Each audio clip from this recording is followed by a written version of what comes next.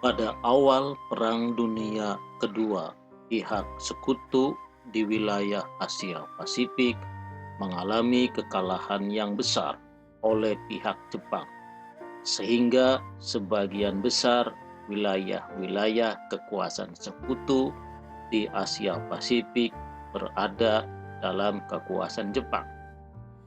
Ketika Jepang berhasil merebut Filipina dari sekutu, maka Jenderal Douglas MacArthur mengambil strategi untuk mundur dari Filipina ke Australia. Saat pihak sekutu mundur tersebut, Jenderal Douglas MacArthur mengeluarkan tekad untuk merebut kembali daerah-daerah yang telah direbut oleh Jepang dengan semboyannya yang sangat terkenal, "Saya akan kembali." Di Australia, Jenderal Douglas MacArthur berupaya menghimpun kembali kekuatannya yang terdiri dari militer Inggris, Amerika Serikat, dan Australia untuk merebut kembali pulau-pulau yang direbut pihak Jepang. Jenderal Douglas MacArthur dengan strategi militer yang sangat terkenal, lompat katak. Strategi militer lompat katak adalah menguasai pulau-pulau terdepan dari pihak Jepang untuk kemudian merebut pulau-pulau terdepan lainnya yang masih dikuasai Jepang. Setelah dipandang siap secara militer, Jenderal Douglas MacArthur sukses merebut Pulau Atoll yang terletak di sebelah barat Hawaii, terkenal dalam pertempurannya The Battle of Midway. Secara berturut-turut, sekutu akhirnya menguasai Kepulauan Solomon, Papua Nugini, menguasai Morotai, dan akhirnya berhasil merebut Filipina. Dari Filipina, Jenderal Douglas MacArthur langsung mengirim pasukannya ke jantung pertahanan Jepang di Iwo Jima dan Okinawa.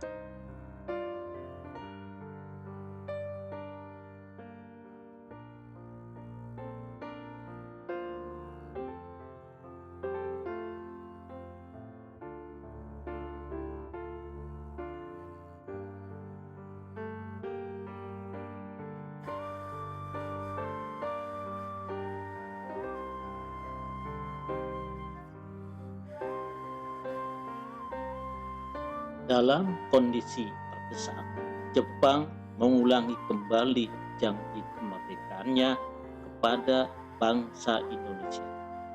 Maka pada tanggal 7 September tahun 1944, dalam sidang parlemen Jepang yang ke-85 di Tokyo, Perdana Menteri Kunaiki Kaiso mengumumkan sikap pemerintah Jepang bahwa Indonesia akan diperkenankan kemerdekaan.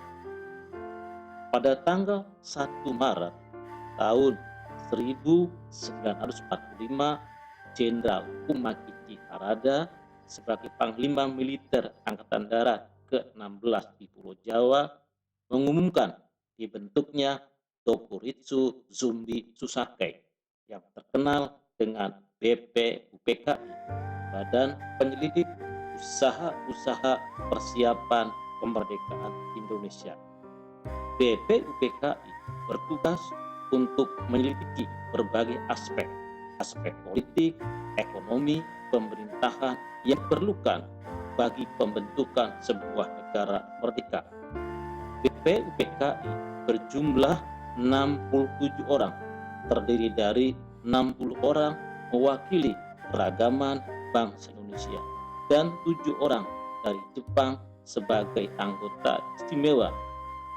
Perwakilan dari Jepang yang 7 orang tersebut sebagai anggota istimewa dapat hadir dalam rapat-rapat sidang BPUPKI dan tidak berhak mengembangkan pendapatnya.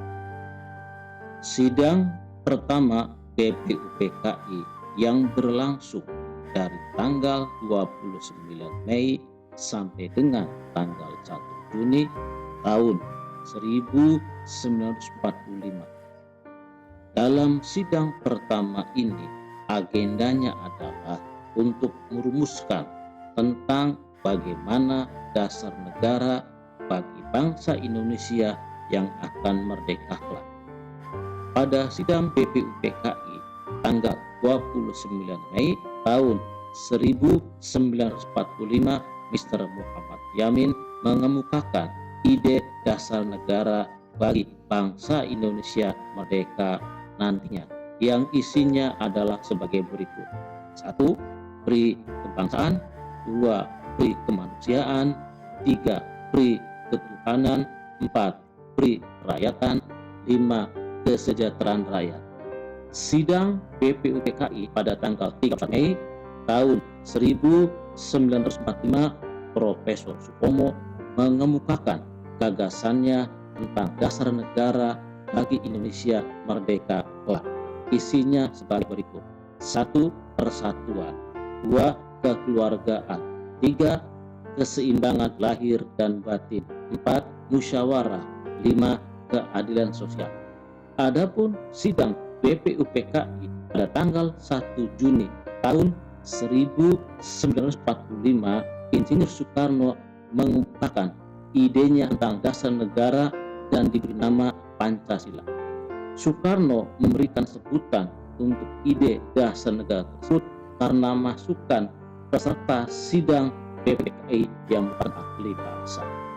Mengenai isi ide dasar negara oleh Insinyur Soekarno yang dikemukakan dalam sidang BPUPKI pada tanggal 1 Juni tahun 1945 sebagai berikut: 1. Kebangsaan Indonesia, 2. Internasionalisme atau pri kemanusiaan, 3. Mufakat atau demokrasi, 4. Kesejahteraan sosial, 5. Ketuhanan yang Maha Esa.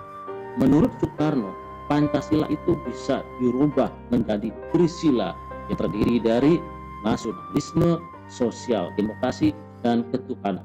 Menurut Soekarno, Trisila pun dapat diperas lagi menjadi Ekasila, isinya gotong royong, karena gotong royong merupakan jiwa dari bahasa Indonesia. Jadi Ekasila isinya gotong royong.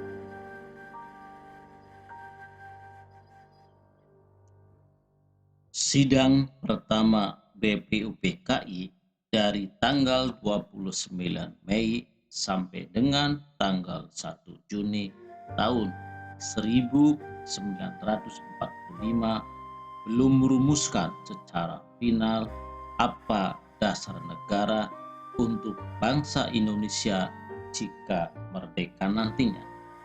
Selanjutnya, Ketua BPUPKI membentuk panitia kecil yang disebut dengan Panitia 9. Adapun tugas Panitia 9 adalah merumuskan rumusan dasar negara serta tujuan negara dan asas yang akan digunakan kelak bagi negara Indonesia yang akan lahir. Pada tanggal 22 Juni tahun 1945, Panitia 9 berhasil menyusun dokumen penting tentang dasar negara dan tujuan bernegara yang disebut Piagam Jakarta. Dalam Piagam Jakarta tersebut dikemukakan dasar negara yang isinya sebagai berikut: 1. Ketuhanan dengan kewajiban menjalankan syariat Islam bagi para pemeluknya, 2. Kemanusiaan yang adil dan beradab, 3. Persatuan Indonesia, 4. Kerakyatan yang dipimpin oleh hikmat kebijaksanaan dalam permusyawaratan atau perwakilan, 5. Keadilan sosial bagi seluruh rakyat Indonesia. Dalam sidang kedua BPUPKI yang berlangsung dari tanggal 10 sampai 16 Juli tahun 1945 dengan agenda pembahasan sebagai berikut: 1.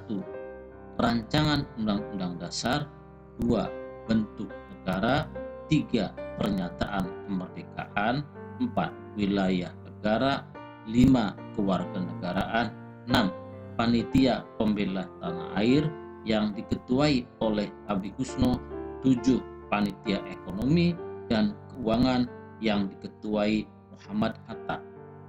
Terkait dengan upaya pembentukan Undang-Undang Dasar sebagai hukum dasar kelak bagi bangsa Indonesia merdeka, maka Ketua BPUPKI selanjutnya membentuk Panitia Perancang Undang-Undang Dasar dengan ketuanya Insinyur Soekarno dengan keanggotaan 19 orang.